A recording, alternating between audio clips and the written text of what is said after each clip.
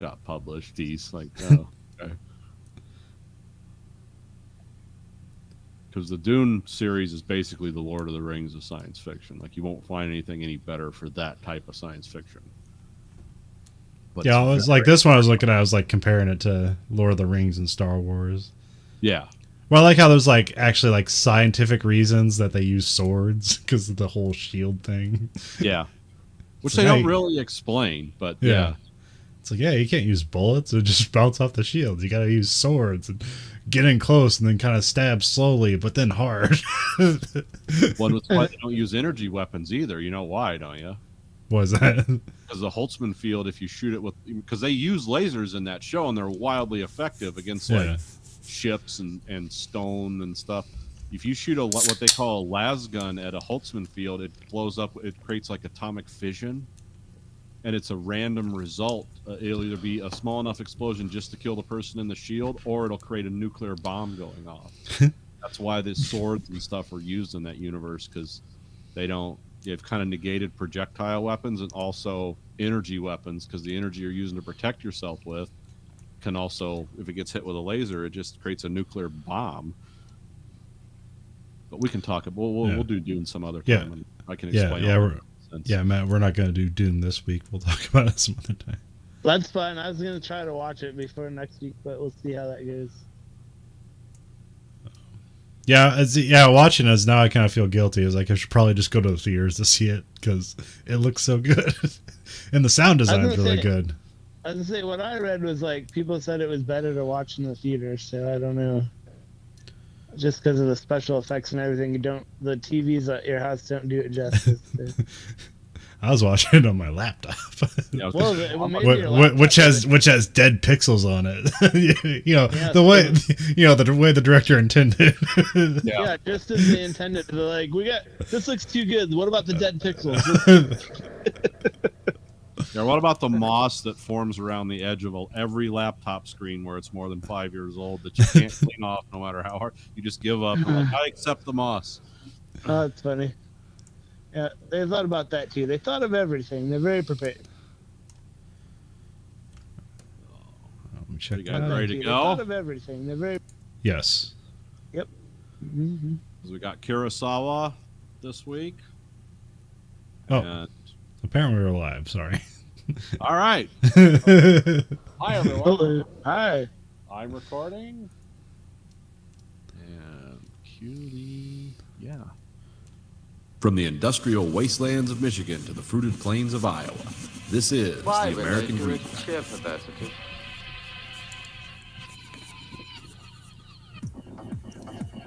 You are the dead. Remain exactly where you are. Make no move until you are ordered. We burn them to ashes and then burn the ashes. That's our official motto. Now we can see you. Clasp your hands behind your heads. Stand out in the middle of the room. Stand back to back. Who can explain the fascination of fire? What draws us to it, whether we're young or old? Here comes a candle to light you to bed. Here comes a chopper to chop off your head. And welcome to the American Greed Factory podcast. This is Nathan. This is Conlon. And Matt. Big show tonight. Lots of exciting stuff going on. Steve Bannon's hiding in my basement. If anyone's Oh yeah, he doesn't want to testify. I get it. yeah, why would he? Yeah. Not gonna help himself, I guess, but. Yeah, he might as well just plead the fifth, because if he testifies, that's what he's going to do. He's incriminate himself. Because they have hours and hours and hours on his podcast of like, we're going to take him to hell. It's like, oh, okay, I wonder what he means. It was a metaphoric hell, not a real hell. Yeah. It's a restaurant like Texas Roadhouse of Great Biscuit. Yeah. Come on down to hell. Try the T-bone. And then like some weird lawyer has to like scientifically prove that hell doesn't exist. And then it's like, what are you negating? Like, are you negating religion in this country? What are we swearing on? That's all. And it completely disrupts the whole legal system in America. Yeah, it's like the whole Supreme Court is thrown out because they say they have faith in God, and it's like, wait, hell doesn't exist. There is no God. You have So yeah, that's what's going on. And then someone got killed on a set of a movie.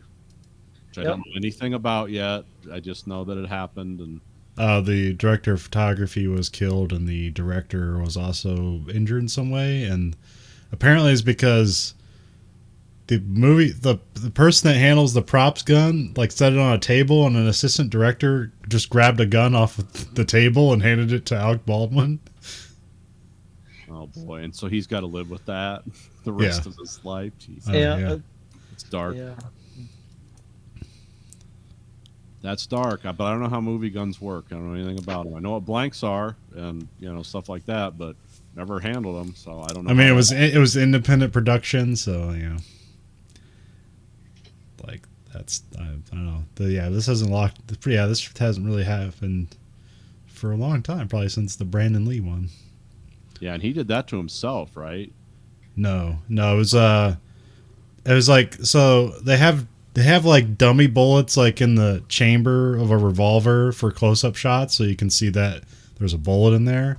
And Yeah. apparently like the bullet like fell off into the chamber, and then they loaded it up with blanks, and basically it just shot a bullet into him. Oh, okay. So what was this? Same thing? No, wrong gun with real bullets. I don't know why they had real bullets on the set. Oh, that doesn't sound like a good idea. No real bullets. No. Because you're pointing those at cameras and stuff to, get certain shots, I guess. Well, I know like the movie like takes place in like kind of like Old West times or whatever, so they're probably using a revolver or something like that. So Oh. Huh. Yeah. It sounds awful. It sounded awful when I heard about it. I was like, well, that's terrible that guy has got to live with that the rest of his life. I mean, I Yeah. don't know him, but it's like that's... well, I mean, the reports I hear, he's just like uncontrollably crying like every once in a while. Oh, yeah. I mean, can you imagine? Like, that's the last thing you're expecting. And I'm sure the internet's being kind, because I know he's got opinions that some people really like, and I'm sure they're just really like there for the guy. Because this is that people equal shit quota that never fails to, or equation that never failed to yield a result. When something horrible happens, it's like, quick, everyone pile on. It's like, it's only the worst thing in this guy's life. Let's make a joke. Or better yet, a meme. I've only seen one of those, but I haven't seen any yet, but yeah. But it was like, was that Lauren Bobart or something like that? Made a joke at his expense about that. So oh, who's she? I don't know, some conservative douchebag. Okay, yeah, and say no more. Say no more. Mhm.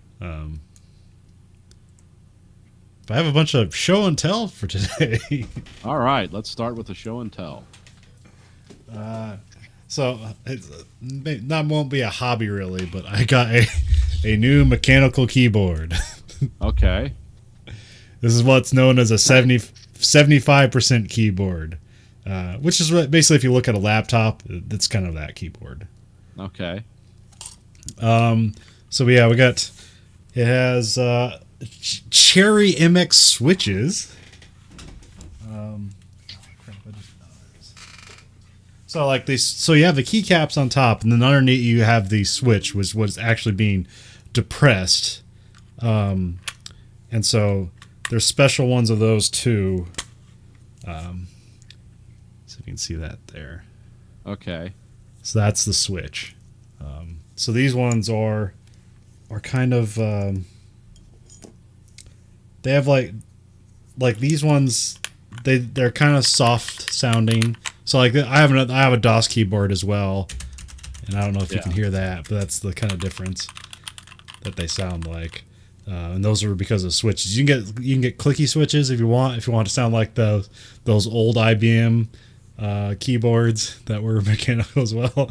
And these are one of the softer ones, and there's kind of in between. The red switches activate faster, so they actually have as soon as you press it, like it gets entered, but just like milliseconds faster than some other switches. So that's what those Cherry switches are.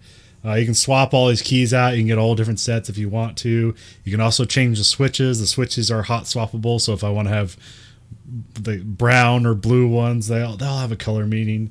You can switch it to Mac. It actually comes with Mac. I had to replace the keyboards because they come in a Mac configuration with like the option or the Apple key. Command option and that little squirrel symbol. Yeah. Yep. So it comes with that. So I had to swap those out, but it comes with those keys anyways. And then let me show this off, and it lights up. I'm not sure. I'm not sure. Yeah, I can't really tell with the light on the front. Huh. Turn the light off. Off. Yeah, there you go. So it has a lot of. Oh, okay. Now I can very clearly see it. Yeah, now it lights up, but it also has a lot of weird. Yeah, that'll help you typing. Yeah. Change color. No, they do have color ones. This one was just a white one. Huh. Because That's kind of cool. How much was that? That's cool. this is $70. No, that's not bad. No, it's not bad because considering what sometimes they will cost. Because the show I was watching where it does they were covering these. Because this one's just it's just a plastic shell, but you can get aluminum ones, which are about $100 more expensive. Okay. But the one guy built where like he gets like the shell, and then you do your own soldering. You solder the switches in, and then you get your own keycaps. Like he regularly builds like $300 to $500 keyboards. Okay. Yeah. So he suggested this one as one that is a good entry one. So you want to change it up, but I mean they're talking about shit where like they're like greasing the keys and stuff like that. Like that's how far this shit goes. I'm basically going to use this for my laptop computer because it's nice typing, and I expect to be doing a lot of typing. Because my DOS keyboard I really like, and it's like twice as like DOS keyboard is twice as expensive as this, and this one the DOS keyboard lights up and also has special stuff where it lights up in special ways depending on how I can light up. Every key has its own color you can change it to, and so for depending on what program I have opened, I have special light up keys to like signify like what this is.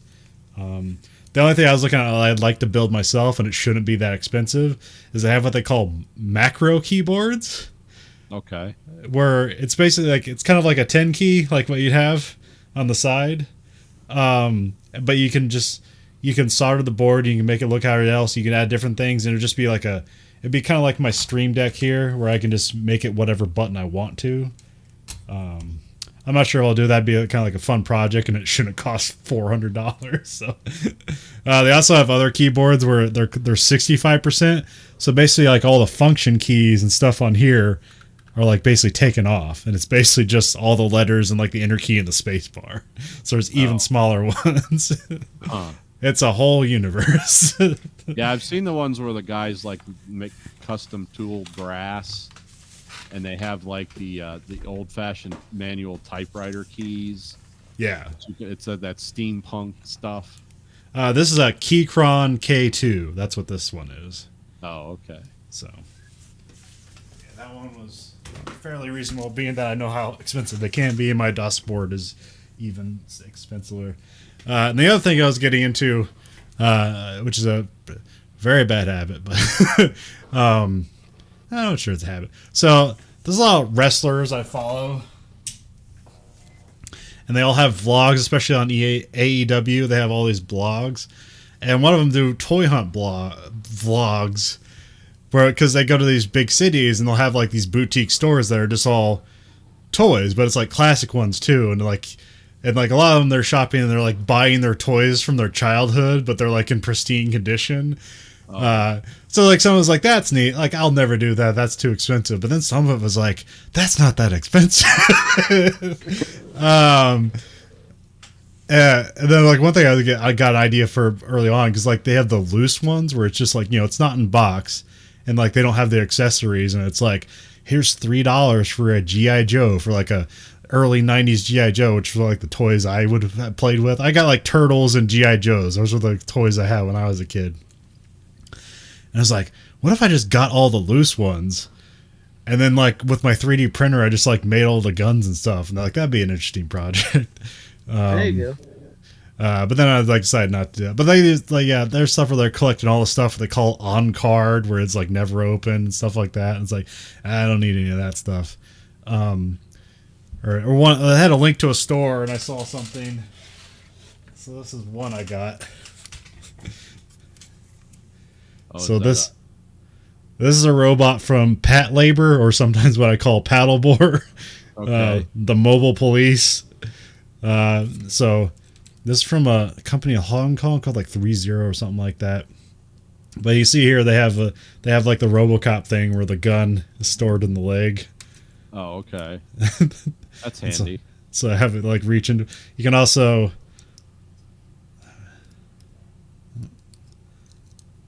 It also has light up lights for the shoulders. Oh, okay. Yeah. That's cool. And one thing I liked about these, which is, the thing about the Pat Labor series is that the robots, they're just kind of scaled up. Like their guns are the size of people, but it's just a revolver scaled up. They're even holding it's a pump action shotgun. It's kind of Spaz 12s esque. And so I loved in the action scenes in Pat Labor is like they'd have stuff where their robot could do autonomous things, and like the robot would like pump the shotgun and like, but it'd be focusing on somebody running on the ground. And you see the shotgun shell fall. And it's like, oh, that shotgun shell is like the size of a Buick. Yeah. No, it doesn't really. Firing artillery at the guy. Yeah. And it's like, it's like a fun thing. It's like, oh, that's crazy. I mean, it really wouldn't make a lot of sense. You wouldn't just take a normal gun and scale it up for a robot, but it's fun visually. Yeah. So I got one of those. Paid probably like $30 more than they should have for it. It's kind of as a deceptive cover. Here's the box, because it makes it look like you're getting two robots, but what it is that you're getting is that the base for both robots are the same, and then you're getting like extra parts to build the other robot. So it's supposed to be like unit 2 and 3, and like you can construct them both. So it's Pat Labor. But the one thing they mentioned offhand was the guy was talking about getting a Star Wars collection. He's like, I want to make a Stormtrooper army, but then like they just like nobody had Stormtrooper stuff when he was looking for it. It's like, oh, everybody's getting a Stormtrooper armor, so they're just army. So I was like, that's a good idea, I guess. So I'm getting what's called the Black Series Star Wars, and I'm just trying to collect all the Stormtroopers. Which unfortunately that's the largest variant that they have. The most things they have of are Stormtroopers. Huh. But that also a fun thing because like I don't necessarily care about having them like in box. I'm not gonna like hold them for collector's value or anything. But so like what's cool about it is like if I get like doubles of it, it's like I don't care. That's cool. It just makes the army bigger. Or if I get loose ones, that's fine. I don't care. So like that stuff, like when you look at you see these guys go to those toy stores, like, oh, like this won't be that expensive. But unfortunately I bought a ton of it, and I have like 6 different stores that I'm like sourcing stuff through right now. Because every store has a different version of everything. So I got an exclusive one. So this is 4 different Stormtroopers from 4 different kind of series. You got this is like a First Order Stormtrooper. This is like a Star Wars like New Hope Stormtrooper. This is like a Episode 2 Stormtrooper, and this is like an Episode 1 Stormtrooper. Oh, okay. So they're all slightly different. Yeah. The Episode 1 and 2 Stormtroopers had those cool, like the helmets really look like that T visor. Yeah.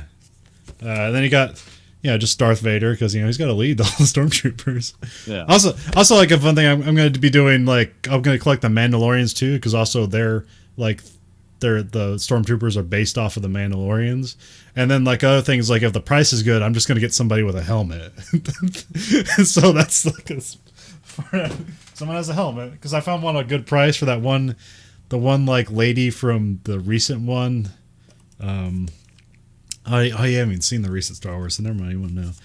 But here's one from the this is from Jedi Fallen Order. So it's a black Stormtrooper with like an electro staff. This is a different kind one. So this is one from it's like on a card, and this is one from it's Imperial Death Trooper from Rogue One. Okay. And then this is a Mandalorian. He has like a Gatling gun. Oh, okay. This is like a heavy infantry Mandalorian. So this is when I was able to walk into games because I went to Target to see if they had any, and they didn't, and I just walked into GameStop and they did. So this is one from Battlefront 2. Oh, okay. It's like slightly different from like your normal Stormtrooper. Like every Stormtrooper is slightly different. See these ones, they're pretty much exactly the same. They're just dressed up differently. So they have the same accessories, they have the same model. They're just like Different paint codes. And stuff. different paints. Yeah. Oh, okay. And then I'm getting some of the red ones too. Those weird ones from the recent ones where like the chamber stormtroopers where they're red. So Yeah. I want to color code the army so that you have a section of the white armor, then black armor, then red armor, and then the miscellaneous. That would be cool. But so yeah, I just found a thing. And then also I got this. Just look at this. This is a Bandai set. You have to put this together, but it's a stormtrooper. Okay. Yeah, I've seen that one. So there's more Stormtroopers with the Bandai stuff. Some of them are priced wildly differently because I've seen this be $53 some places, and this is $13 on Amazon. So Yeah. that's why you got to look around because, if I wanted to, I could just buy everything and have it here tomorrow, and source it all through Amazon. But it's that's way too much money. So, but the whole kind of collector thing is not spending all the money for a thing. It's as you go on getting the right price for the thing. So yeah, that's my new collection. My latest thing to irresponsibly spend money on. Well, you got to have something. There you go.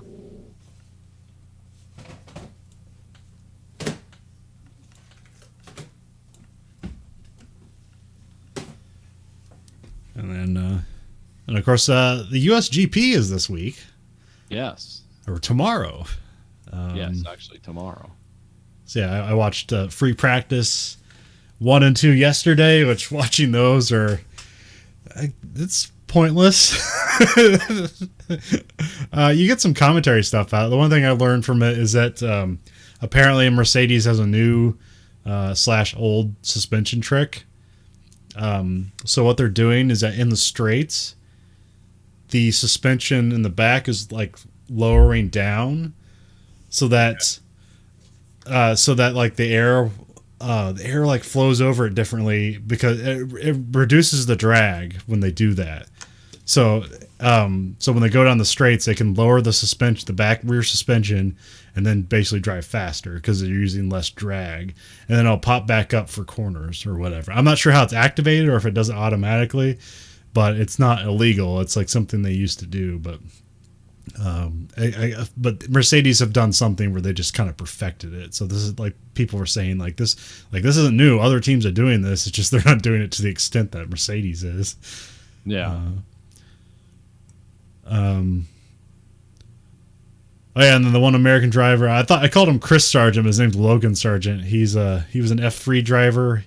Last year he came in second place. This year he came in fourth, but he did win a few races. He won the last one, but Williams assigned him to their drivers academy. So yeah, looks like they're jumping on the bandwagon to get an American in F1. So that deal where Andretti Racing is supposed to buy out Alfa Romeo looks like it's dead. Oh, okay. We talked about that on the last episode. Yeah, but apparently there's something the prices are too much. Oh, because it was Andretti was gonna put up $300 million of themselves and then get a bank loan of $250 million. So they're basically gonna to buy out the place that owns the company. Because Alfa Romeo don't own themselves. They're owned by a holding company or whatever. But yeah, I don't know. That's the last thing I saw is that's not going to go through. There's been a bunch of interviews this week, and apparently all the F1 drivers love America. So it's just kind of an interesting thing to see foreigners like America's great. The people here are so nice. It's yeah, you don't live here, but I can understand. Also, they're in Austin, Texas, which is not representative of Texas or America. right. What do you mean? That's every town. Pretty much. But yeah, they like live there and they eat too much food there. So, in like all the music scene there, they all of that stuff. Daniel Ricciardo, who's Australian, it's like Texas might as well be Australia. Yeah. So he was showing up in a cowboy outfit and doing a southern accent. He was doing interviews in a southern accent. He also got to drive the Dale Earnhardt car that his boss owns. So, so that was cool. What else do we have? Yeah, so I believe they had qualifying today, and Max Verstappen took pole. Then it was Lewis Hamilton, and then it was Sergio Perez, and then it was Bottas, and I believe it was the 2 Ferraris and the 2 Mercedes. And then a bunch of people are going to be taking penalties because a bunch of people are taking on new engines, but they're just going to replace the whole thing. Fernando Alonso had a weird thing, like in the first free practice session, like something happened to his car and he pulled off and it was just like leaking oil over the place. And then apparently they just changed one thing and they were back out in practice like in like 20 minutes. It's like, oh, that's weird. But then I guess overnight they just completely replaced everything in the car, so it's basically a new car. Yeah. So yeah. And I don't know, because like in the free practice stuff, the Mercedes looked like nobody could touch them. Like they were out driving like Red Bull by like almost a second. Like that's how much faster they were. But like Max Verstappen got a pole this week, so they clawed it back. So anyway, so that's the F1 update. F1 update Ring. in America this week, so everyone can relate to it, right? Oh, they have a ton of. They had they've had like over 100,000 people there every day. Oh, okay. So yeah, this. How close do you actually get when you watch it in person? I don't know how. Like, I mean, it depends where it is, but like those grandstands, you basically have grandstands at almost like every corner, and then you have the start finish straight, which usually has grandstands, and so like you're gonna be buffered by about like maybe 20 feet away from it, but like those things are super loud. So I was gonna say that must be pretty loud. Well, actually, those ones are like it's a hybrid car, so it's a lot quieter than what they used to be, but they're still super loud. Yeah, I don't know. I tried to get tickets, but they're all sold out for every day. So. And also, it's like $300 for a shitty seat. Oh, what do the nice ones cost? Oh, $1,200. Only 1,200. Right. Well, it's actually like you can get like those like suites. Like I think that stuff was like 10,000, but that's for like real rich people to buy that stuff. Where it's like where like you basically get like hotel service for your suite. But there's that thing called general admission, where it's like you don't have an assigned seat, and there are general admission areas where there's just like rafters set up, and you just like have to get there, and like whoever sits down gets that spot. But you can also like there's all that fencing, like you can walk along there and just post up and like here I'm at the race now. They also have a giant viewing tower that I always I always call it the giant metal giraffe, because it's just this weird viewing tower there. And they also have like a Ferris wheel, but it's not like a full wheel. It's just like one spoke, and there's people on either end of the spoke, and they flip it around, but like they'll stop it every once in a while at the top so you can see the race from the top of the Ferris wheel thing. But yeah, that's for the Austin Grand Prix or US Grand Prix, because we're getting 2 races next year. We get the Miami Grand Prix and they're sticking with Austin for the second US Grand Prix. Let's see. We the iPod turns 20. Believe that. Yeah, I almost thought that'd be I guess yeah. This weekend's 20 years. The old click wheel. Yep. I never had one of those with the physical wheel. I always By the time I got into them, they had the just the back and forth arrows. But I didn't have one of the big brick ones either. Mine were always the thin ones. I did. Oh, I mean, yeah. It wasn't really. It was like touch wheel, but yeah, the whole wheel click. it was like, yeah, you could use it both ways, but it would. But like once you got such a significant library, like those things were in pots. Like navigating it was awful. Yeah. But yeah. They just became basically phones at one point. Yeah. This is my last iPod. I think this thing still works. My phone is my iPod now, so I don't use this anymore. Yeah, I don't really have a separate iPod anymore. But this, yeah, so that was interesting. Yeah, I love the Nanos, but was it the Nano? Yeah, there's one where it's basically like a USB stick. But there's one, it was like there was no screen on it. It was just buttons, but like it had audio cues where it said like what folder you're in. Yeah. And it was so awesome. And then they got rid of it, but also I had like 3 of them because like I sweated them to death. Yeah. I sweated several iPods to death, so there's a reason I don't buy Apple products anymore. So. Yeah, that's interesting. Yeah, it's a classic thing. Yeah, I mean, I remember when it first came out, it changed, a lot of things. Now everything's just your phone. Yeah, the big change was when the iPhone came out. That kind of changed everything, like culturally and technologically and for the internet, because that was the first time it's like, get real internet on your phone, not the stupid phone internet, and that kind of changed everything. Yeah. When you could Google things from your phone and watch videos from your phone. Yep, I remember that's when those touch screens actually could work. Would actually work well, that's because I didn't have a smartphone until 2000. It was in the 2014, 15 era. Yeah, I held off as long as I Just could. never cared. Well, I didn't like the idea of spending $500 on a phone. Yeah, and now that's antique. Yeah. Now phones are like $1,300. Well, if you get the crazy ones.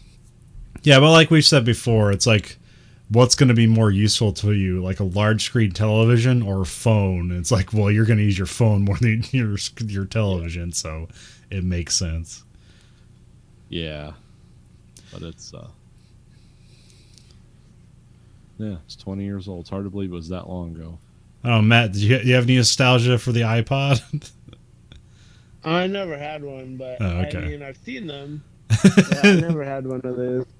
It was like, we didn't have anything like that. But yes, they're cool. I like them. I wouldn't mind getting an old one. They seem like fun, but I don't know what the storage is like. Probably not that much. But Oh, those ones had a lot. Like those ones probably have more storage than your phone does now. But like that was like what they did. Because now they like to squeeze you for the storage on phones. It's like, oh, do you want another gigabyte? Well, spend $500, and you can get another. Yeah, it's like you have SD cards that are 1 terabyte that costs $50. Why do I need to spend $500 for more storage? Anyways, yeah, that's always fun. They're always trying to chisel you somehow, but eventually it's like it's gonna just be a generic product. yeah.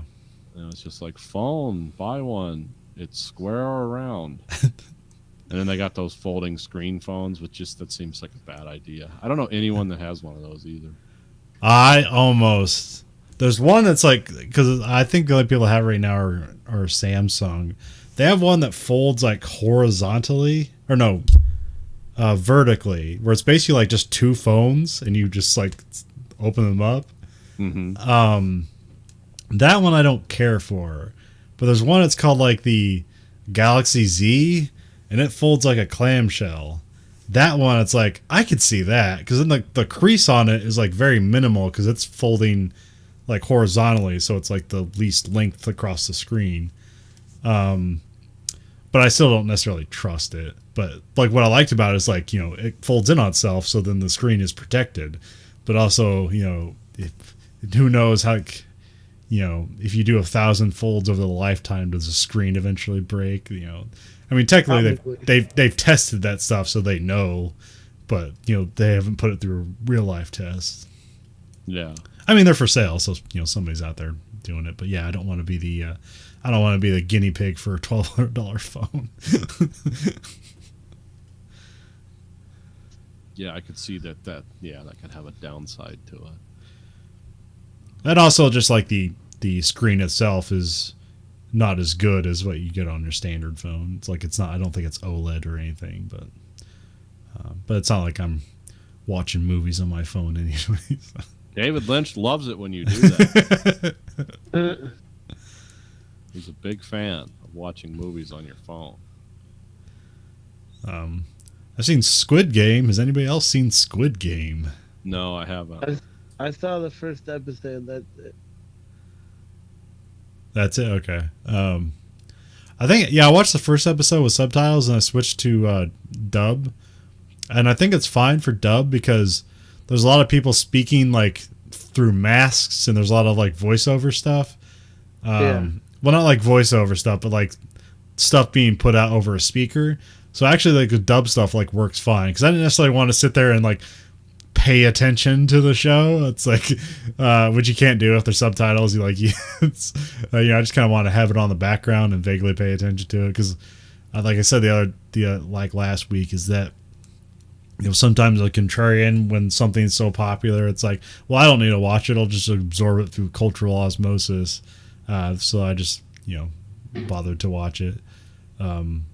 It's like it's nothing new. I mean, you can compare it to Hunger Games or Battle Royale or Saw, where people play. But here they have people playing children's games, and the result of losing is death.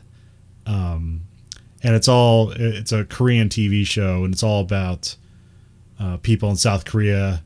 Like are just riddled with debt, and so they're coming here to play these games to basically get rid of their debt. So it's all about like the entire population of Korea being in debt, which apparently everybody relates to. Yeah, it's relatable.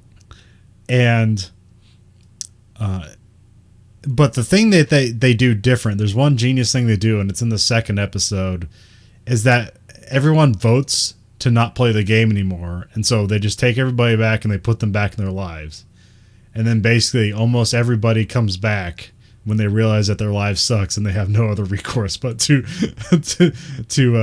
play life or death with children's games. That's kind of the genius twist on the show, but it's very well produced. Yeah, there's great characters, and obviously like. You grow to like a bunch of these characters, and they're going to be forced to essentially kill each other. Yeah, I found out about it because my 13-year-old's like, "Hey, want to watch a cool show?" And we're like, "All right." And it's like, "Oh, okay, you're watching this? That's interesting." Yes, it's the future, Dad.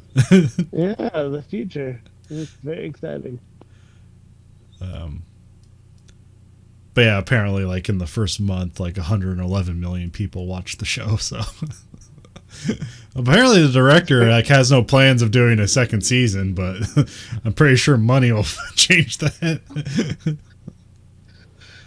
Yeah, I guess it depends on where that first season ends and if there's anything we can do to make it like not just the same thing over and over again. But yeah, the way it ends, it kind of makes it seem like they'd just be doing the same thing. But I don't know. I mean.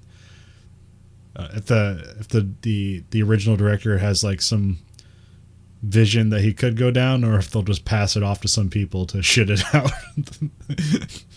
It's like, nobody wants to take on this, but it's a production, so people will make money. Yeah, South Korea is always because we watched like that one really memorable movie, like The President's Last Bang. Yeah. And then they had Parasite, which won a bunch of awards here. Yeah. It was actually a really cool movie, too. But it's like, which is also about people being in debt. Yeah.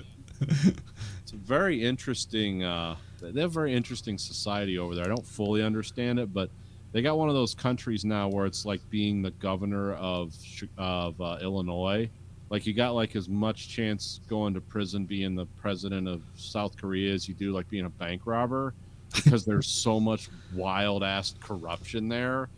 But for some reason they tend to function too, and it's like, oh, this is kind of, yeah, they got some weird shit going on there, and they always have.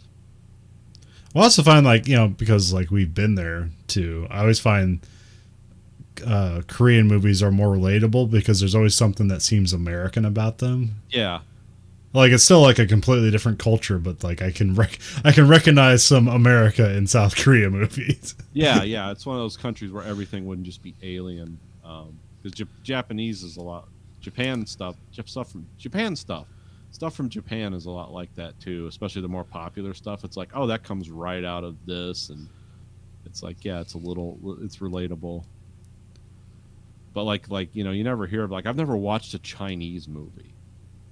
Like they watch a lot of ours, but I've never seen like what makes their movies unique. Or are they just so censored and controlled there they really can't do Well, some people would say some of the movies that are being produced now are Chinese movies, just yeah. secretly, or at least movies that don't say anything negative about the Chinese. Yeah. I don't know. There's that Great Wall movie that wasn't that like basically produced by Chinese companies, and they just put Matt Damon in it. Yeah, there was stuff like that, but I mean, like when I read that book, like The Three Body Problem, Yeah, it's like, oh, they got to make this into a movie. This would be a great, like, weird movie to watch. And then, like, they tried to, and then the guy who had the rights to it got shot, and it's like there's all kinds of weird stuff about it. It's like, oh, well, guess we're not seeing that movie. Because that book was also really popular in China. yeah. It resonated there, too, and here and everywhere. Because science fiction kind of speaks the same language. It's just what elements do you throw into it.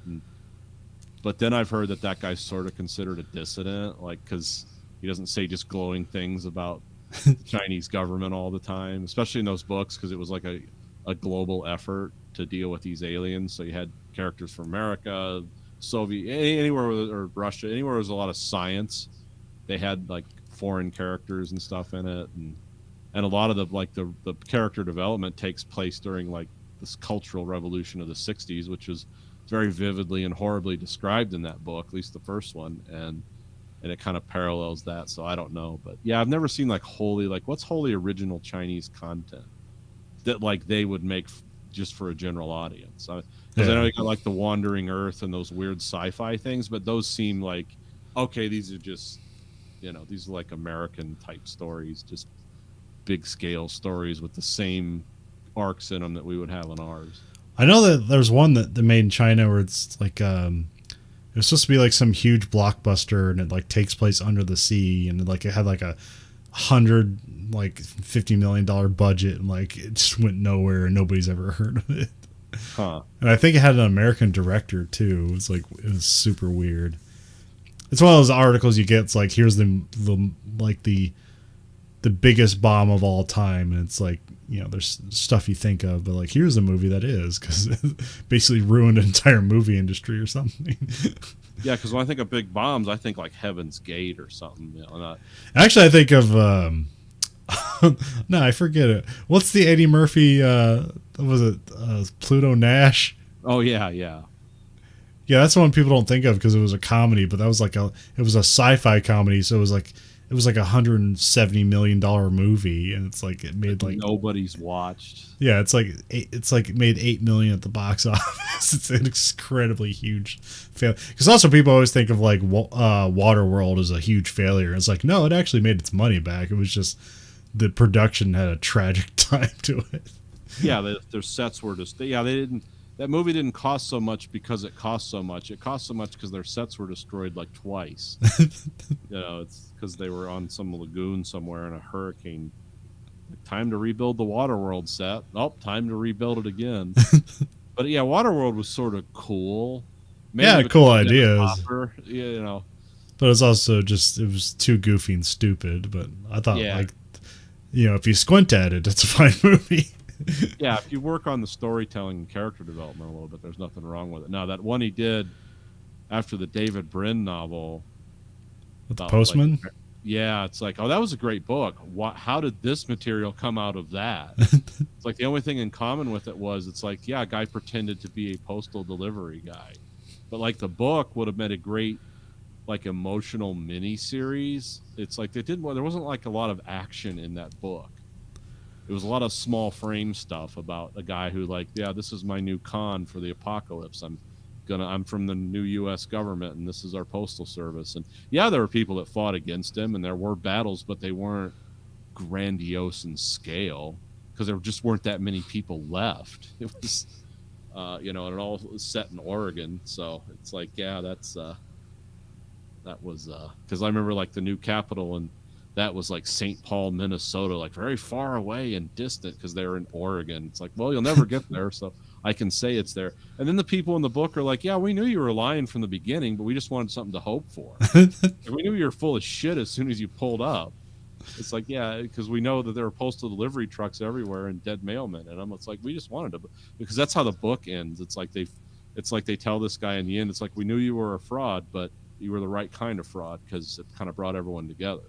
Because there was an evil militia group that was trying to control everyone, but they were actually like genetically enhanced, like super soldiers or something. It was like the last thing that happened in the war that really led to why everything's so fucked up is because of those guys.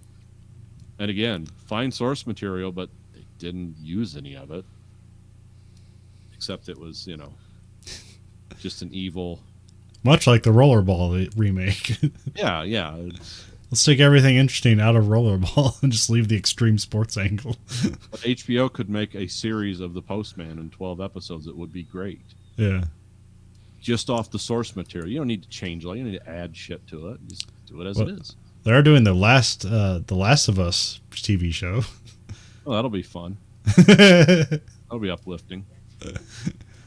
It's another episode, or it's another show where who's the guy who plays the Mandalorian? Oh yeah. Why can't I think of his name? But it's him like escorting a child across a broken landscape. Yeah. You going to be wearing a helmet all this whole time? No, that doesn't have a helmet. I always think that guy's Pedro Pascal. Yeah. Yep. He will always be like the Red Viper to me because he played that role so well, even though he got his skull exploded. And it was like, yeah, that guy he read the book and like the guy was that bad. It was like he wasn't a good guy, but he played him so well and so believably. It's like I can never get that guy's, that guy will never be another character to me. Yeah, I like that. There's one somebody made a meme out of him where he's like kind of smiling at the camera as that character, and he's like, they make him like hold it up like an Advil or something. Is like, does your head feel like it's being crushed by a mountain? Yeah. Take Advil. I couldn't believe they put that ending in. I thought, oh, they're not going to take that straight from the book. There's no way. That'd be too gruesome. Then Game of Thrones just became nothing but the gruesome TV show. Like, yeah, what a horrible way are people going to die this week? But there's a lot of stuff from those books. Matt, did you ever watch or finish Game of Thrones? I saw the very last episode. That's it. So I don't know if I need to see the rest of it because I saw how it ended. So I'm like, I'm good. I don't know. Well, that's what everyone's problem is with it. That's how it ended. Okay. Well, because at some point they ran out of material because they ran through all the books, and so people are speculating that like the last season is what happens when the people running the show don't have material to gleam off of. So. Yeah. And we're like, we'll just make some stuff up. It's fine. Well, and they just completely destroyed people's characters' arcs and like changed, like 180'd their whole intention and stuff like that. So, well, then maybe what's his name? George R. R. Martin should have hurried the hell up and finished writing the book. Just saying. I mean, it's still not out, so. I don't think it ever is going to be. I think he's tired of writing. He's like, I've written enough. I don't care anymore. He's like, it's over. Well, he did write a bunch of stuff for a new video game that's coming out next year called Elden Ring. He did like What's that about? do you know the Dark Souls games or the No. I don't. Bloodborne? Okay, they're very obscure Japanese games, where they usually take place in kind of medieval settings, but there's also tons of weird monsters. And the guy who makes the games, he makes them they're like specifically vague because he compares it to like him reading books in English where he doesn't know English completely. So he reads what he can and then he just fills in the rest with his imagination, and that's how he creates the stories in his video games. Huh. So there's a lot of contextual clues, but like you really have to like determine what's going on. They're not telling you what's going on. Which sounds like a cop out, but they make it work somehow. But yeah, so they got together with George R. R. Martin, and they created a new IP essentially called Elden Ring. So Interesting. but it sounds like he didn't like necessarily do like a lot of dialogue work. It made it sound like he did like a lot of world building, and then they just kind of like took it from there. So, but that's his next thing. All right. Well, the Time Lords are harassing us. All right. So, I'll hang up and call everybody back. all right.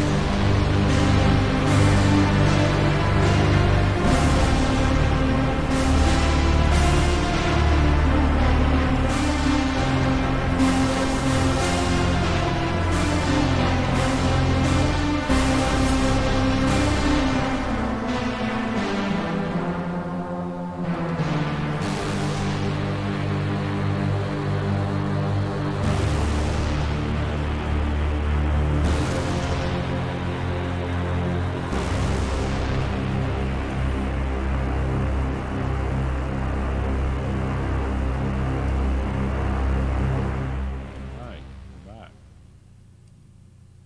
Well, Matt's not here, but I think I added him. There There he it is. is. Get back to the stream. All right. All right. So we watched a movie this week. Yes. Matt, have you ever seen High and Low by Akira Kurosawa? I have not, but I was reading his Wikipedia page, so there you go. Well, then you've seen it. Yeah, yes, I've seen the title. I haven't actually watched the movie. I'd like to, but I haven't. This is probably our first Kurosawa movie that wasn't a samurai movie. Yeah. What a cool movie. Yeah, it was weird to see Mifune not dressed up as a samurai. Yeah. It was like, oh yeah, I know all these actors, but not in this context. Yeah, this was really a cool movie. Weirdly enough, based on an American novel. Huh. What, is it the same name? 1959's King Ransom by Ed McBain, Huh. which you would probably know better as a movie adaptation of a film called Ransom with Mel Gibson in the late 90s. Oh, right. Give me back okay. my son. Yeah. Which actually is it's interesting because I don't know if you guys know Ed McBain. He's like a crime he's a crime writer. I think other books he's written we've talked about, or movies that are based on him. And he kind of created a fictionalized Manhattan, where it's all out of this one precinct that doesn't really exist in this place. It doesn't, but it's New York. It's that area. But it's he does stuff like that. And this book is based on a guy, a rich American industrialist that owned a shoe factory. Kind of all the same stuff going on about, I want to make high quality shoes, and it's like, no, we want to buy you and make low quality shoes that people have to buy again and again. And it's the same concept. Yeah. Very different in how it plays out, because in the McBain movie or novel, the guy whose son gets kidnapped, he's like a hero of capitalism, and he's a tough guy, and he even beats the hell out of one of the kidnappers, and he gets his son back, and he gets to keep his company and all this stuff. And he gets his friend's son back, but in this movie, no, it views things very differently. Which is kind of interesting. Well, it's almost like 3 different movies. Yeah, because like the first third of it is almost a play, like it's shot on one set with 2 cameras, and kind of that, how Kurosawa plays with, it's like there's foreground, background people doing stuff, and it's all the stuff we love about Kurosawa. And it's cool to see like Japan in the 60s in black and white. Yeah, I'm going to say that this movie to me represented upper class, lower class, and the conflict over air conditioning. Hence the high and low. Yes. Which the actual Japanese translation of this movie is Heaven and Hell. Okay. For some reason, it was rebranded as High and Low for America because it was released in the 60s. Yeah. And it was, didn't get a lot of play here because that was like art house stuff here then. Yeah. Because also, actually, Kurosawa was more popular here than he was in Japan. Weirdly enough. Well, I mean, like all those USC grads from the, Lucas and Spielberg. Like, I mean, they all stole stuff from Kurosawa, but like Kurosawa stole stuff from like all the like Ford and stuff like that. All the American, like guys that made westerns and stuff here. So yeah. Yeah, there's a lot of cross-pollination. That's why he's probably more revered over here than he is maybe in Japan. But yeah, it's this is a great movie. It's like watching, it's like you just get absorbed in this kind of weird universe of things that are so familiar but so different. It's like, what was Japan? You never think of Japan in the 60s. Yeah. Like I mean, after the war. We saw Tokyo Drifter, which like I think was released in '67, but that movie looks like it's from the '70s because it's in vibrant color. And there's probably so much growth in that 4 years because like Tokyo Drifter is like a completely different looking movie. Where like this looks like very industrialized Japan. Yeah, like that's still building, but things are kind of dirty and old too. Yeah. You got that guy that's just burning stuff. Yeah. Yeah, and just people kind of rolling around on the walls and in houses that look like it's like, was this from Blade Runner? Like, where is this house? Who's living here? This place is horrible. But yeah, it starts out with like this weird like business. Like the first like 20 minutes is like this guy, it's like trying to buy out his company, a secret buyout, and he's like, I won't make these bad shoes. And the then main character's name's Gondo. Then like these kids run through and they're playing like they're dressed up as cowboys with like cap guns, and like one of them's like the sheriff, and the other one's just a burglar or whatever, or just a outlaw of something. Outlaw. And then like he tells him to like switch roles.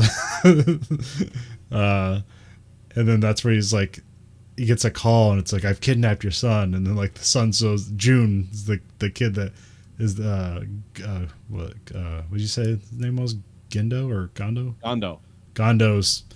June shows up and it's like, oh, that's Gondo's kid. He's like, oh well, who kid did you kidnap? And it was like kidnapped like his chauffeur's son. Yeah.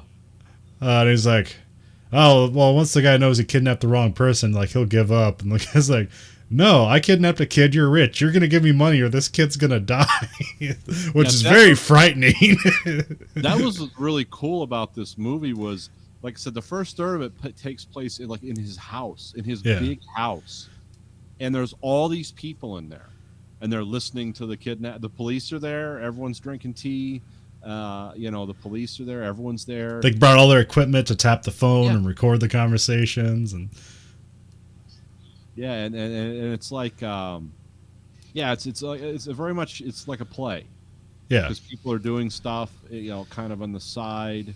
Like Gondo is always doing something in the background when people are discussing important things. Like he's out of control and he doesn't like it. And that I don't know if that's the way it's supposed to be interpreted, but that's what I saw is like, yeah, here's this important guy and the police are all planning. And he's like, no, I'm not doing that. But like he's shot like almost separately from the people he's talking to show that there's like, yeah, he's in his own world of hell. And,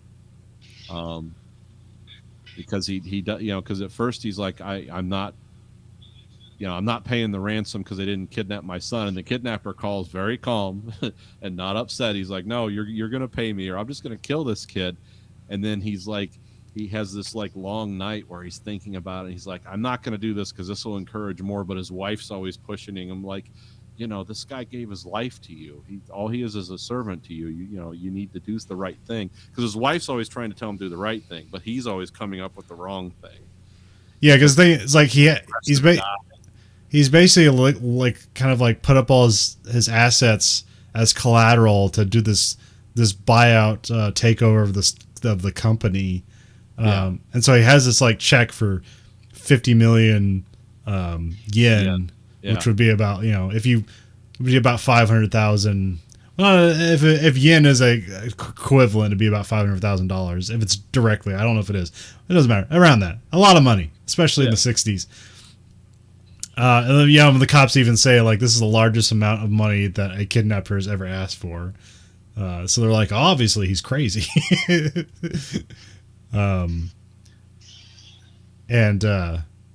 But yeah, so like if he uses that money for the ransom, then he won't have money for the buyout, and so that's his dilemma. It's like, we'll save a child or take over his shoe company.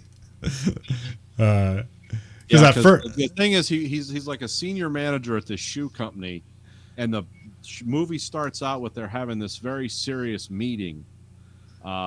It's a lot of like very Japanese stuff going on where people are like, they're arguing loudly, they're nodding, they're speaking forcefully.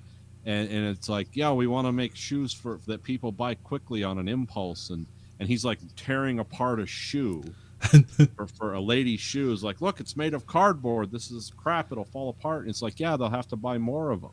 The shoes you're making now last 5-10 years. And, so there's this, it's like the new society versus the old, where we have the craftsmen who make shoes, and we need to sell something stylish and cheaper.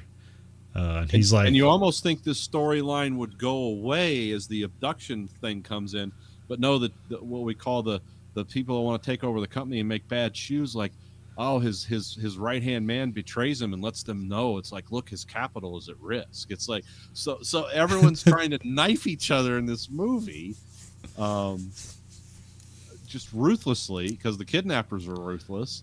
The people who he's trying to buy out of the company so he can control it, they're ruthless, because it's like, well, we know they're gonna. Well, there's also this dilemma where like he makes it look like a bad human being, because at first like, he stole my kid, don't call the cops, like must do everything to get my kid back. Oh, it's not my kid. Everything will solve itself. Yeah.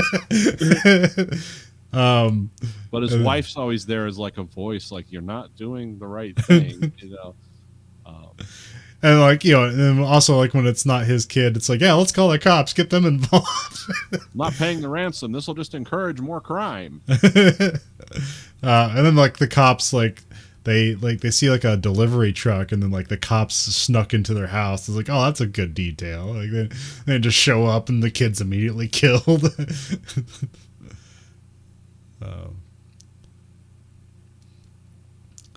But yeah, then he tells them like the ransom, where they have to put it in 2 different briefcases of no more than like 2.75 inches. Yeah, it's a very specific ransom drop, Yeah. and it's done between moving trains, which is like, oh, that's weird. Or they're thrown off a moving train, I guess. Yeah. Well, I was sitting there. I was like, wait, how are they gonna like? Because I know at some point like they don't have the details of where the drop off is. They thought they're doing the handoff on the train, but no, there's a phone call on the train. It's like, right, there's going to be a phone call on the train, and then he's told to like basically throw it through a window that's on the train, and like the window can barely fit the briefcase through. So that's why it was specifically chosen for that size. And so like the cops can't like stop and get them because they're also on the train. Like they don't know how the handoff is going off. They assumed it was going to be on the train.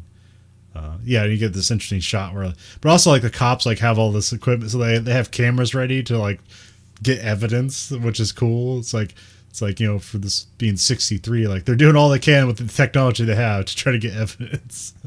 Yeah, it seems like a very future-looking movie in some ways. It's like, they're using cameras. Like, well, our cops didn't use cameras in the 60s. They shot people. Yeah, they're using cameras and like they're blowing up like footage and stuff like that. They're using a lot of stuff it's really cool to see because I mean they could have made this more simple, but yeah, because like after the handoff, like they get the kid back, but then like the next like hour of the movie is just like pure like investigation and the details on how they're investigating things, which is like also really cool. It's like, oh, this is a completely different movie now. Yeah, it's like it's changed gears. And it's weird how close the cops and Gondo's family get. Like it's like we're just having cops over to the house, and it's like, oh, we're gonna have family arguments in front of the police and stuff. It's like, oh, that's interesting. I mean, it's probably just to propel the story, but I noticed that it's like, wait, these guys are all cops they just met. Like, we're gonna play out some family drama in front of the police, and of course the police are very interested. Yeah. Well, also like because Gondo like loses his money because it's given to the kidnappers, and then like he loses basically stake in his company, and like he's gonna like lose his house and everything like that too, but like the cops are almost like hopeful, like, oh, it looks like everyone's on Gondo's side because like look at this PR, because they do stuff in the newspapers like make him seem like he's a hero. Yeah. But then that doesn't like turn itself into like a reward for Gondo. Like it's still, even though he has good, it's just that, but there's no like, money attached to it. Nope. It's like you still lose everything. And so like that's where the cops are like kind of feel guilty about. It's like, oh, we got to solve this to get his money back and it'll change his life. And they end up doing that and it still doesn't change his life. Well, he becomes director of another shoe company. Yeah. He's going to bring his legacy and his workers of quality to it. And he does have kind of this certain press cachet. Yeah. Where it's like, this is the good guy, buy the shoes from the good guy. Yeah, because there's like, it says they're looking at headlines and it's like women are boycotting the National Shoe Company. Yes. The National Shoe Company. So the police find out where the hideout was eventually. Yeah, it's like cool to see like all the details the cops are following, and then the chauffeur's like taking his kid around just like see if he remembers anything. They kind of like intersect, though. It's pretty interesting. Yeah, that's stuff you should watch. I'm not going to summarize the whole plot, but it's weird how it's like, oh, they find it's like this is where he was kept prisoner because the boy remembers that, and they just find a couple corpses there. Yeah. That's like, how did they die? Because they, you never see guns in this movie or anything. It's like, how did they? Well, you see guns, but you don't see anybody get killed. Yeah, I mean, people use them to intent, but it's not like you could shoot a couple people in a crowded city like that and no one would notice. Yeah. But you just go in and find bodies, and it turns out they were overdosed on drugs. Yeah, they overdosed. Well, no, it wasn't so that they overdosed. It's that the heroin was like pure or like 90% pure, and the guy knew that they had some like brain hemorrhage disorder that would kill them if they even took a little bit of it or something. Oh yeah, there was something weird about like the drugs were special, or they were like very purified drugs, because they explain like most drugs are like 30. Most of the drugs are brought in and they're cut down by the dealers and they're like 30% pure. And like, Yeah. but this is 90%. Like, we don't know where he got 90% because like only the drug wholesalers. It's interesting details that it's like I wonder if that's true. It was like, is that in the book or is that true to Japan? Yeah, I've actually never read the book, so I just know like the differences between the book Yeah. and this. Because like in the book, like the guy keeps his money, keeps his company. He's a hero. He gets to beat the crap out of the bad guys, and it's all truth, justice in the American way. This story, it's like, oh, it's a lot more nuanced. Yeah. And the police are actually competent in this.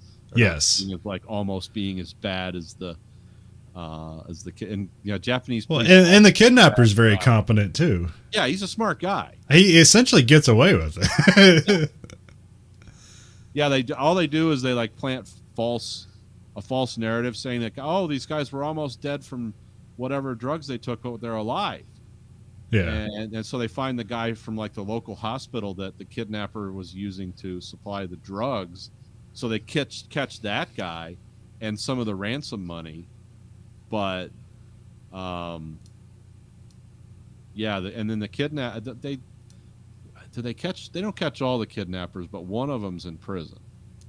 Oh, there is. Oh, well, Yeah. no. There's the one that's the intern who's like the main person who lived at the house that he was jealous of Gondo. Yeah, but who's the guy he meets at the end that's going to be put to death? I thought that was That's the medical intern. Oh, the medical intern's going to be put to death. Okay. Yes. Okay. He's the guy that's reading papers. Yeah. That's the medical intern. Okay. So he was okay. I thought that I did. Well, also like there's always an interesting thing where like where they put like some weird smelling thing and like a powder in the briefcases so they can like maybe would be able to find it, like an early like dye packet thing, but it's not that complicated. And the only time it kind of like cuts loose or whatever, because the guy never spends the money, so which is why these things like never go off or whatever. But he finds out that they know the bags, and so he throws away the bags, and that's where you get the one guy who's like the junk person, and he just like anything he can't sell, he just throws in an incinerator, and they saw like pink smoke or purple smoke comes out. And it's a black and white movie, but they put purple smoke and they draw it in over the smoke. And it's like, oh, that really stands out. Yeah, this is what I call that era of movies where it's black and gray, because it seems like they're like we're just on the cusp of everything being in color. Yeah. But yeah, so it's kind of that weird what I call Twilight Zone black and white. Yeah. Where it becomes like, oh, this is a different kind of black and white because they're basically shooting it on color cameras, but they're not using the film yet, is how it was explained to me.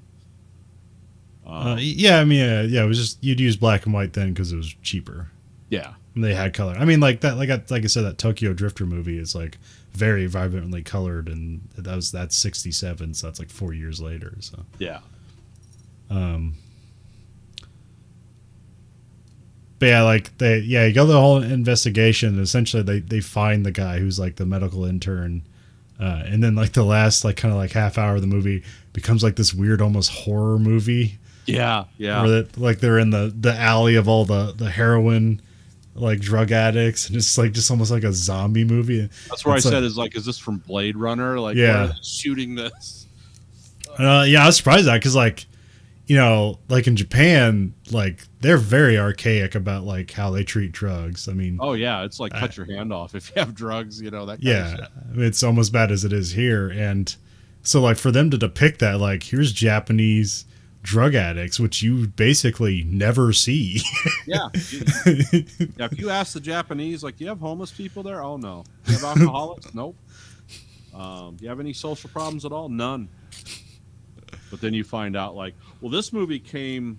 Now, to put this in some historical context, this movie came out the same time, and it was not intended to reflect anything of a rash of very violent kidnappings in Japan that ended brutally. But those almost started happening at the same time as this did. Yeah. So it's like they weren't related to each other, but they were, because it's like, oh, wow, I didn't know that shit was going on in Japan. But yeah, you find out that you? No, that was Matt. Oh, okay. It's like, what the hell am I hearing? He unmuted his phone. Yeah, I was gonna say something, and then my son showed up and said hi. So yeah. Oh, okay. I thought of the Japanese. Well, it just came out as a weird echo where it's like, ah. Oh, the Japanese are trying to correct me about their social ills. Yeah, they have none there. Perfect society. But yeah, so that's so yeah, at the end of this, it's like, yeah, we explore the world of like heroin and drug addicts and stuff, and it's like you said, it's What- pretty weird. To me, it looked like a shot out of Blade Runner, but in Yeah. black and white. What they call them in Miami Vice? Shooting galleries. Shooting gallery, yeah. So in this movie we have that, and then we have the weird thing where the chemist wants to see Gondo before he's put to death. And Gondo agrees to speak to him, and they go into the prison. It's a really cool scene how they filmed it. Yeah. And he's like talking, because at first this guy's kind of nonchalant. He's like, I know I'm going to die, but I don't regret what I did to you. Yeah, so he elects, instead of having a priest do his final rites, he elects for Gondo to send him Yeah. off to death, essentially. Yeah, and he starts off like just like hard talk. Like, you know, I hate you. I hated you for your success. People like you. You know, my house was freezing cold in the winter, burning hot in the summer because I couldn't have air conditioning. The criminals also talk about air conditioning. Air conditioning is like a theme in this, because I guess in Japan it was very uncommon in the 60s. Yeah. People to have air conditioning, even way more uncommon than it was here. So, yeah, it was seen as like the very wealthy man does this, and everyone else. can Well, just- and Gondo's house is at the top of a hill, and everybody can see it. And there's Right. it's a singular house up there, and it's a very rich house. Yeah. So, but yeah, this guy initially, it starts off like that, and I thought, oh, this is how the movie's going to end. This guy's just unrepentantly like, whatever success you find, you're still like a bad guy and all this, and then he starts to break down and cry, and he like accepts. He goes, you know, I was just a failure, and I admit it now, and it's like it goes a totally different direction. You almost think it's like, oh, am I going to get some explanation, some enlightenment as to, you know, why this guy is a criminal, why he helped the kidnappers, what? And it's like, yeah, it's like you already know that. It's just this guy, his last declaration on Earth, you knew it was going to be something else.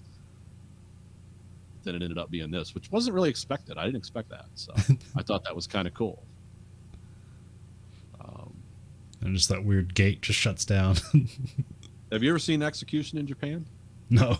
Yeah, they still do it. I watched a documentary. Oh, I didn't think they had the death penalty there anymore. Let me look, because I believe they do. Because I think Is it's us and Iran and a few, North Well, Korea. I thought there was something weird with Japan where there's like somebody who was like a cannibal, like they killed somebody and ate them, and they're still, and like they're like out of jail, like they didn't get the death penalty.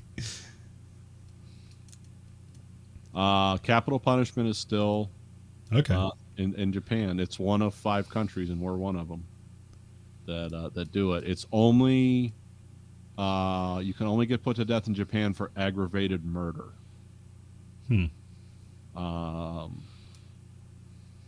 And sometimes torture and displays of brutality for ransom. Like, again, they changed their laws because of the kidnapping problems in the 60s they were having. But it's very, very rarely used. But yeah, I've seen how they do it, and it's kind of weird. Because they walk, because it's still by hanging. That's still their way. And they walk the guys in one at a time, and everyone kind of bows, and the guy bows back. And they and these police, you know, they're Japanese, like, prison guards or whatever, like death row guys, but they're dressed in those really complex Japanese uniforms that sort of look like uniforms we have, but way more complicated and cool looking. And yeah, they just kind of put the rope around the guy and they drop him, and the guys just stand there looking straight ahead, and someone looks at his watch, and then he says something, and they call time, and they bring the guy out, and he's dead. But there's no like yelling, screaming, proclamations, anything like that. It's very it's very straightforward. Typically, for really bad stuff, you just get life imprisonment there. Yeah. It's not like here where Texas is, you know, it's like, we're killing 30 people this week. I don't think Texas has ever done 30 in a week, but they've done a lot of them. Yeah, we're one of the last official countries that does capital punishment. Us and Japan. Does France still do it? No, I think all those. I don't think you can be in the European Union and still have. Oh, okay. execution. Well, I remember watching Day of the Jackal, and that takes place in the 60s, and they're just doing firing squads. And those Oh guys. yeah. They do it. And actually, America is considered almost, as a whole country, we allow it, but it's outlawed in so many states now. It's like they say it's partially banned here. Yeah. But yeah, it's China, Iran, Egypt, Iraq, Saudi Arabia, the United States, and North Korea. Those are the states that officially sanction execution. But that's official. Go commit crimes in Russia and see what happens. It's like, yeah, they might not publicly sentence you to death, but No, we just sent you to a prison in Siberia. You know, it's just nature's hard. yeah. Or you'll shoot yourself in the back of the head with a Glock 6 times, because that's the usual preferred method of suicide in Russia. Is like the most unwieldy, like AK-47 to the shot to the back of the head by yourself. You did it yourself. It was the most complex suicide ever. Or you fall off a ladder hanging pictures because you had a heart attack at like 46, and they get you to the hospital. And it's like, yeah, he was dead when we got here. So, but yeah, we're one of the last countries that like formally does it. In Japan, but there's a lot of other countries that do it too. Yeah, High and Low, really cool movie. I suggest looking at it. It's kind of long. It's like 2.5 hours, but like I said, it's almost like 3 different movies, or it's like 3 different television episodes. So you can there's points where you can like stop and come back to it. Well, it's one of those cool like learning movies where you can watch this and it's like, this is movies that people that really know films talk about, and sometimes I get overwhelmed with that. It's like, well, all these light and dark images and all the stuff that he needs and is supposed to say, because I listen to the commentary on this too, and it's like some of that stuff I get out of it, but not all of it, because I'm not an expert film critic. But I can even tell by watching this, it's like, oh, there's cool stuff going on here with camera motion and actors, and it's not stuff you see all the time, or very rarely see anymore, because they don't really make movies like this anymore. And it's like, yeah, all those Kurosawa films, like you can learn something about filmmaking just watching Kurosawa films. It's like, this is cool. Why is this cool? And then you'll want to go look it up. Yeah. This is why people like this guy in America. Because it's like, oh, he's a film teacher too. And he tells stories that you can follow. It's like it's not stuff so deep. It's like, oh, I don't even know what I'm supposed to get out of this. I don't know. Throne of Blood was kind of esoteric, but that was Shakespeare, so yeah. Yeah, but because I knew it was based on Shakespeare, I was kind of primed for that. Yeah. No one had to tell me this is really based on Shakespeare. It's like, I already knew that, and then I watched the movie and I saw it and I appreciated it for what it was. But I'm an American. You got to spell it out for me. Remember, I'm mostly illiterate. I only know one language, barely. Yeah.